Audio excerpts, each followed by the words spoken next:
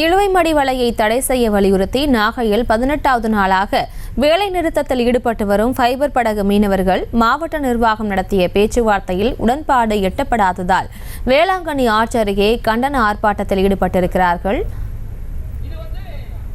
இது தொடர்பான மேலும் விவரங்களை எமது செய்தியாளர் லெனின் வழங்கிட கேட்கலாம். லெனின், வணக்கம். மேலும் விவரம்.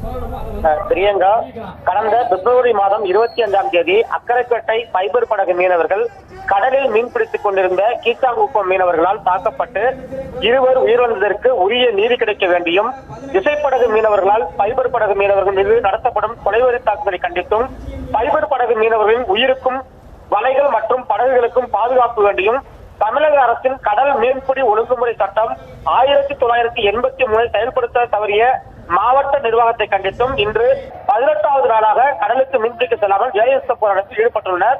ஃபைபர் படகு மீனவர்கள் அவர்களின் கோரிக்கைகளை ஏற்றுக்கொள்ளாத மாவட்ட நிர்வாகத்தை கண்டித்தும் ஃபைபர் படகு மீனவர்கள் மற்றும் மீனவர் பெண்கள் 1000க்கும் மேற்பட்டோர் தெருதூர் பாலத்தில் இருந்து பேரணியாக வேளாங்கண்ணி ஆட்சி பகுதிக்கு வந்து மாவட்ட நிர்வாகத்தை கண்டித்து ஆர்ப்பாட்டத்தில் ஈடுபட்டுள்ளனர்.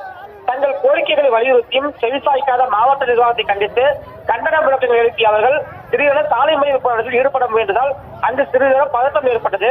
அப்போது மீன்வளத்துறை இணை இயக்குநர் இளம்பருதி ஃபைபர் படகு மீனவர்களிடம் உங்கள் உயிருக்கும் உடமைக்கும் தொழிலுக்கும் வரும் 16ஆம் தேதி மாவட்ட ஆட்சியர் தலைமையில் நடைபெறும் கூட்டத்தில் சுமூக தீர்வு ஏற்படுத்தி தருவதாக உறுதியளித்ததை தொடர்ந்து தற்போது போராட்டத்தை கைவிட்டு மீனவர்கள் கலைந்து சென்றுள்ளனர். பிரியங்கா, விவரங்களுக்கு நன்றி லெனின். செய்திகளை உடனுக்குடனும் துல்லியமாகவும் தெரிந்து கொள்ள சப்ஸ்கிரைப் பண்ணுங்க.